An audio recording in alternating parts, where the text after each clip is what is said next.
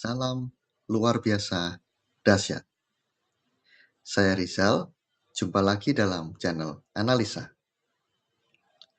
Bayangkan kamu sedang berdiri di ujung sebuah kapal yang sangat besar di tengah Samudra Hindia. Langit yang tadinya cerah, tiba-tiba berubah menjadi abu-abu pekat. Angin mulai bertiup kencang.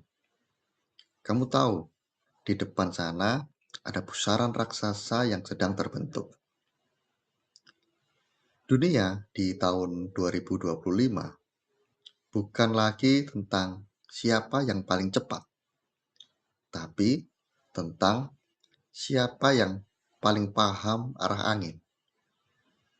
Kita sedang memasuki era dinamika ekonomi global 2025, di mana ketidakpastian dan fragmentasi bukan lagi tamu, tapi mereka adalah penghuni tetap. Sebelum membedah peta navigasi ini, izinkan saya menceritakan sebuah kisah tentang seorang pelaut tua di pesisir utara. Pelaut tua berkata, bukan ombak yang menenggelamkan kapal, tapi air yang masuk ke dalam kabin. Di tahun 2025, air itu datang dari 3 poros utama: proteksionisme, konflik, dan perebutan sumber daya. Lihatlah grafik eskalasi ini. Indeks rasio geopolitik melompat tinggi, melampaui apa yang kita lihat di masa invasi Ukraina atau konflik Gaza. Kebijakan America First dari Trump 2.0 bukan sekedar janji kampanye. Ini adalah dinding tarif universal yang mulai menekan arus barang di seluruh planet ini. Jika ekonomi adalah rumah, atap kita sedang dihantam hujan es yang sangat keras. Tapi, tahukah kamu apa yang dilakukan oleh orang bijak saat atapnya bocor? Mereka tidak hanya menambal, mereka membangun struktur baru, sama seperti cerita teman saya, seorang pengusaha emas yang panik di awal tahun 2024. Teman saya ini merasa seperti pemain catur yang tiba-tiba pionnya berubah menjadi gajah. Membingungkan, bukan? Itulah yang terjadi pada sentimen investor global. Terjadi flight to quality, pelarian besar-besaran ke aset aman atau safe asset. Coba perhatikan lonjakan harga emas yang fantastis, menyentuh angka $4.240 per troy ounce. Mengapa hal ini bisa terjadi? Hal ini terjadi karena pertumbuhan PDB global melambat menjadi hanya 3,2%. India masih tegak dengan garis abu-abunya yang tinggi. Tapi Amerika, kawasan Euro, Tiongkok mulai melandai. Investor tidak lagi mencari keuntungan besar. Mereka mencari tempat untuk bersembunyi. Namun, bersembunyi pun butuh strategi. Setiap saat, saya mempelajari beberapa teknik untuk mengubah masalah menjadi peluang.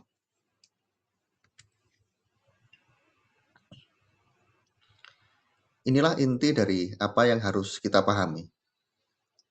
Kita sedang masuk ke era dinding yang tinggi. Tarif efektif Amerika mencapai level tertinggi dalam 120 tahun, yaitu sebesar 28%. Ini adalah guncangan perdagangan yang belum pernah dialami oleh generasi kita. Tiongkok harus menghadapi beban tarif di atas 60%. Tapi lihat Indonesia. Melalui diplomasi yang tangguh, Indonesia berhasil menegosiasikan penurunan tarif hingga menjadi 19% pada bulan Juli 2025. Ini bukan kebetulan. Ini adalah hasil dari navigasi yang cerdas. Strategi Cina plus satu memaksa industri untuk berpindah ke Vietnam, Meksiko, dan India. Namun, perpindahan ini tidak gratis. Ada inefisiensi biaya jangka pendek yang memicu divergensi inflasi. Di Amerika, inflasi terasa lengket karena biaya impor yang mahal, sementara Tiongkok justru mengalami deflasi. Inilah senjata rahasia yang baru, mineral kritis. Jika dulu minyak adalah darah ekonomi, sekarang logam tanah jarang atau rare earth element adalah sistem syarafnya. Tiongkok menguasai pemrosesan 16 produk mineral kritis. Pembatasan ekspor gallium dan germanium dari Tiongkok itu telah menjadi ancaman yang nyata bagi industri semikonduktor di Amerika. Di sisi lainnya, kebijakan moneter dunia tidak lagi sinkron.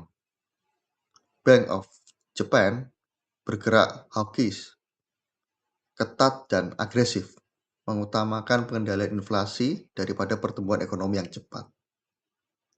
Hal ini mereka lakukan untuk menyelamatkan yen. Sementara The Fed dan ECB atau European Central Bank terus bergulat dengan inflasi tarif. Selisih suku bunga ini membuat nilai tukar bergoyang seperti perahu kecil yang berada di tengah badai. Inilah rahasianya. Peta bukanlah wilayah. Jika kamu melihat angka inflasi, kamu melihat wilayah yang salah. Kamu harus melihat siapa yang memegang kendali atas sumber daya dasar.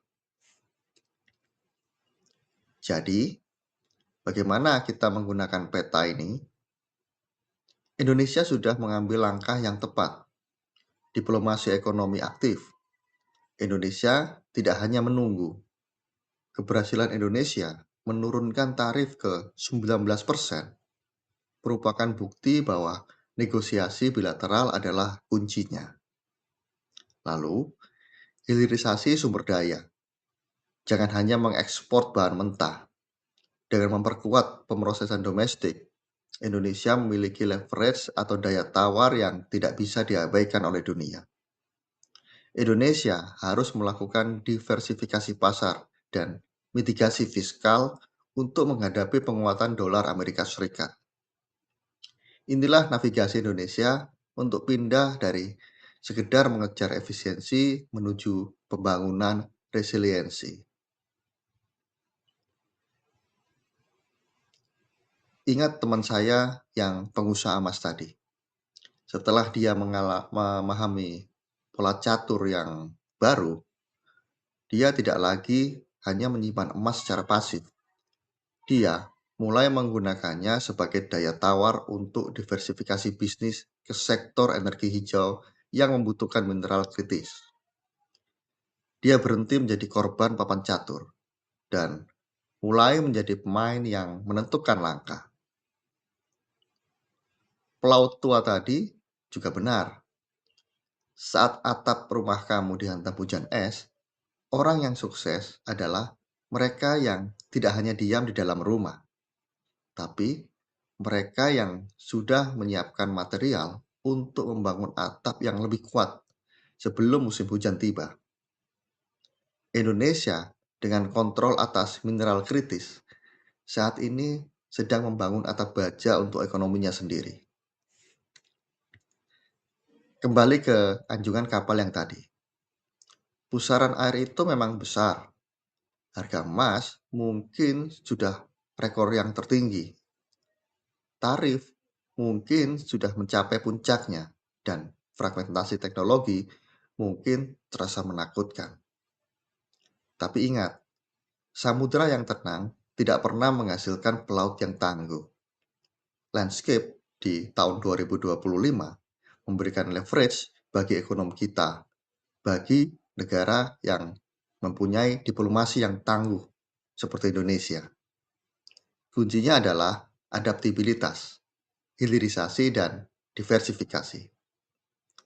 Dunia mungkin sedang dalam badai yang tidak diketahui ada kompasnya atau tidak.